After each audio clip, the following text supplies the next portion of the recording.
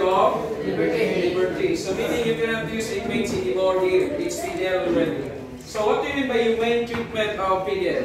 Okay, anyone? Humane treatment. What do you mean by humane treatment? Raise your hand. Okay, Paul. What's your name?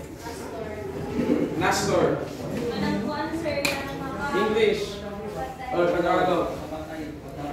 Sir, makatao pagtrato. Okay, makatao pagtrato. So what do you mean by makatao pagtrato?